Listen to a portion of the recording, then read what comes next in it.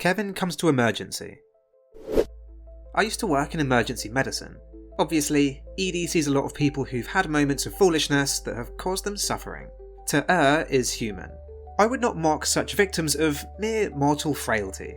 Kevin was special. Kevin arrived by car, bloodied and battered. Kevin had fallen off a ladder. Since coming to get checked out was very sensible, it's not surprising someone else had insisted. Kevin was carefully checked over, his scrapes tested, and his bones imaged. Then Kevin was sent home. An hour later, Kevin was back, looking rather worse for wear. The staff, concerned, questioned him closely as to what happened this time. Kevin had fallen off a ladder again. Kevin's friend had been insisting that Kevin should rest rather than climb the ladder again. Kevin was determined to prove he was perfectly fine to go up the ladder. Kevin was not fine. Kevin had a sprained wrist and more bruises. Kevin was released and told his friend was correct and he should rest. Kevin was back an hour later. Kevin had reluctantly conceded that he shouldn't go up the ladder again. Kevin had propped a wooden board on the wall so that it made a sort of gangplank. Kevin tried to walk up the gangplank. Kevin fell off. Kevin broke his arm. It was dark outside by the time Kevin was released. Kevin was back 2 hours later.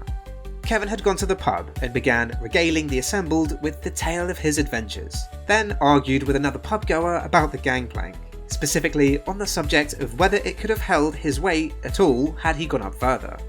Kevin had set out to prove the resilience of his plank. Kevin climbed the plank again, in the dark, after 4 Australian beers. The plank snapped. Kevin broke his ankle.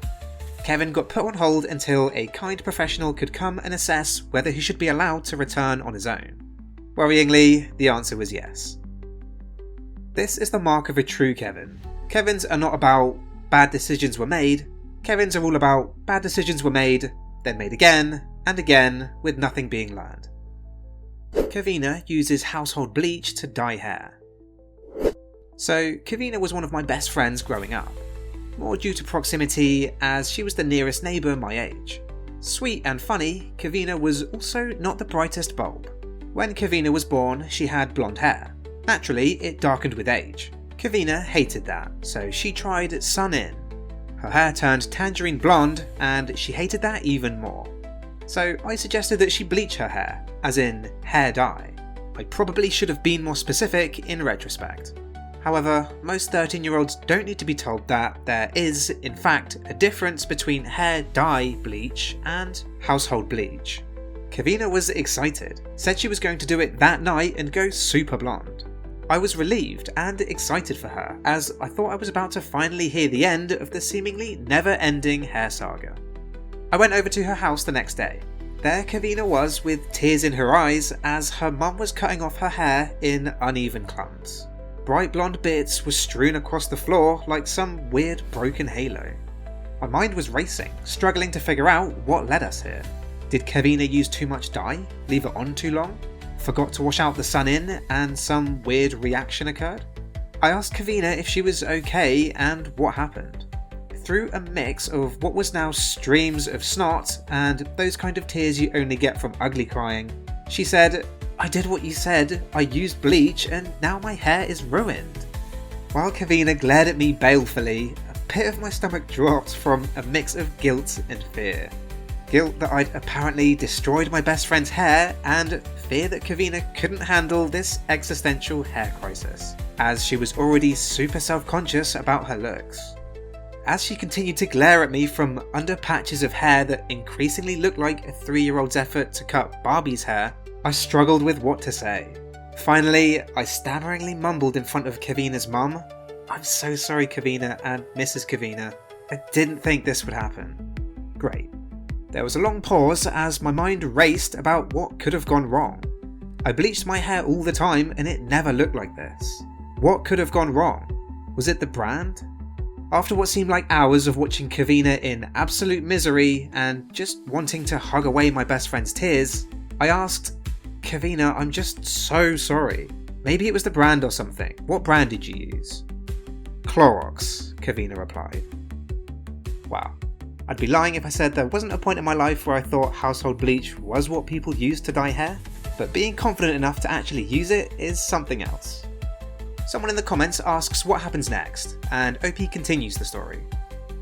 So this now becomes a tale of Mama Kevina. Remember, she was glaring at me as well. She too did not grasp why this happened. I use this stuff on clothes, bleaches them just fine, no damage. Why would it mess up my daughter's hair? It's f***ing bleach. God, I guess the apple doesn't fall far from the tree. I cringed inwardly.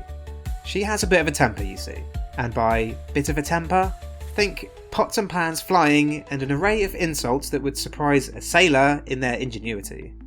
Timidly, I say, while trying not to laugh at the absurdity of the situation to keep the twin bombs in check, so, you know when you bleach clothes over time, they tend to wear out more quickly.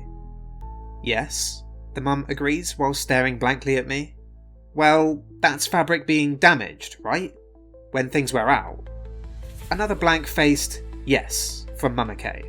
Well, that's only when you put a capful in a full load, right? Yes, rolling her eyes impatiently as if I can't get to the point. Well, now imagine if you put straight 100% Clorox on clothes with no water. That would be stupid, Mama Kevina says. Everybody knows that. Still not seeing the connection though, and looking increasingly frustrated. Well, Kevina put straight 100% Clorox on her hair and left it on for an hour. The fibres in your hair are more delicate than clothes. You know, like how your hair breaks if it's too dry or you brush it too much. I said, trying to sound as little like a kid talking down to an adult as possible, as that was yet another of Mama K's triggers. Well, yes, but what's that got to do with anything? Asked Mama Kevina, somehow combining the very slight dawning of connection with her growing impatience. I muster up every fibre in my being to school my face into a normal expression. Taking yet another deep breath, I continue. So, last night when Kevina put straight bleach on her hair, it appears she melted it. That's why the pieces won't come apart and you have to cut them out. Her mum's face darkens with what I think is sudden understanding. Meanwhile, Kevina is still lost, her blue eyes as empty as I've ever seen them, but ringed with red. But you told me to do it, she whines.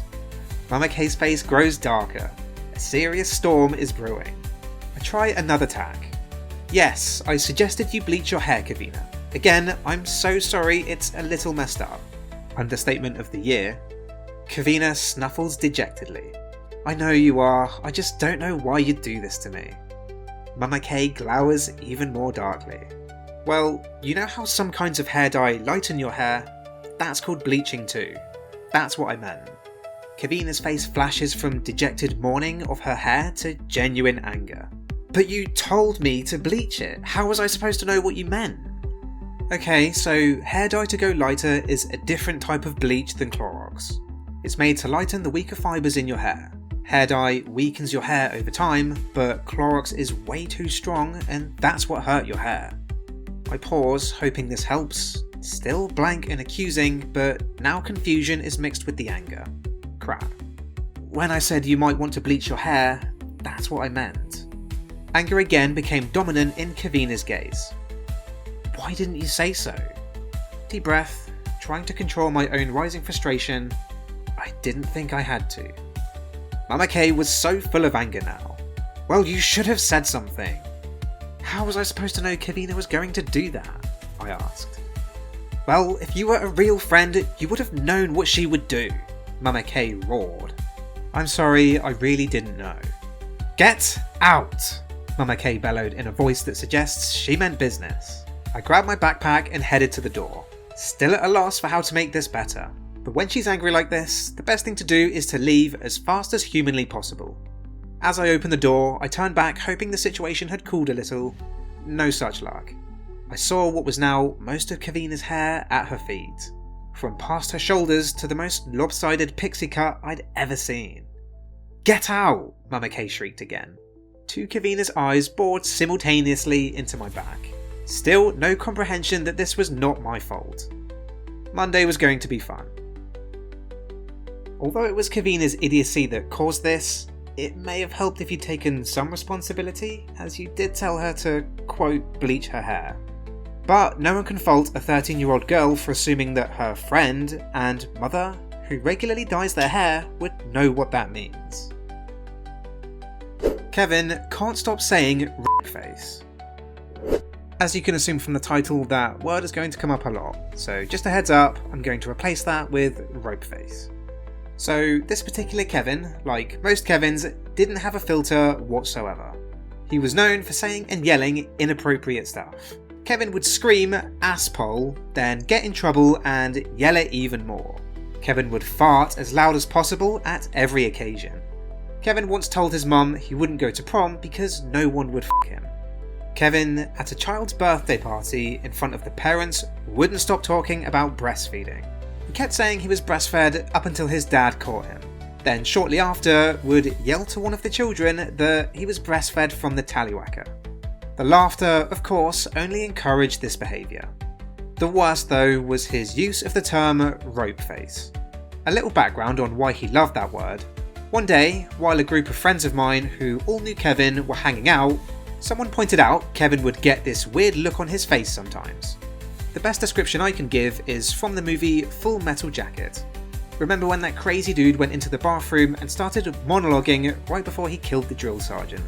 The crazy ass look on his face. That was the look. To make things worse, he kinda looked like the actor. Well, we often referred to this look as his rope face. He overheard us talking about it and thought it was hilarious and started using the term quite often. Fast forward a few years later when Kevin developed a drug habit that eventually got him busted. When he was arrested, he was trying to hide the drugs in his crotch. The cops saw and pulled him out of the car window while he screamed, "I'm just scratching my balls." He was forced into a state rehab program through drug court and attended NA-type meetings regularly. One day, in one of these meetings, the group was asked what they did to start their day to prepare to be drug-free. Kevin says, "Well, I wake up and immediately take a steaming hot shower. Then I get in front of the mirror and give myself a nice clean shave. Then I look in the mirror, put on my rope face, and attack the day." The person running the meeting told Kevin not to use that term, that it was inappropriate. Unfortunately though, someone chuckled the first time he said it, giving Kevin the green light he needed. Kevin felt the need to defend that phrase. The woman running the meeting gives everyone a 5-minute break and takes Kevin out into the hall. She explains to Kevin the extent on why saying that is inappropriate. She told him that most likely at least one woman in that room has been sexually assaulted and that he should be respectful and not joke around with a word like that. Kevin agreed and said he wouldn't do it again. The meeting starts back up, and this time they're all going around the circle telling the stories of their lowest point. It gets to one guy and he tells a tragic story about how he failed at everything in life and eventually tried to kill himself by stepping off a bridge. He survived the fall and noted that he even failed at his own suicide and that this was his lowest point. Kevin decided this was the perfect time to chime in. You know you wouldn't have failed that day if you would have just put on your rope face before you jumped. Kevin expected laughter. Kevin was kicked out of the meeting. The meeting leader told the judge at drug court what he did. Kevin was sentenced to 3 days in jail because he wouldn't stop saying rope face. I wonder how Kevin felt seeing other folks' rope faces for those 3 days. Thank you very much for listening. Obviously, this is all in good fun. Everybody has silly moments and there's nothing wrong with being called Kevin. I hope you enjoyed this episode. Don't forget to like and subscribe, and I'll see you in the next one.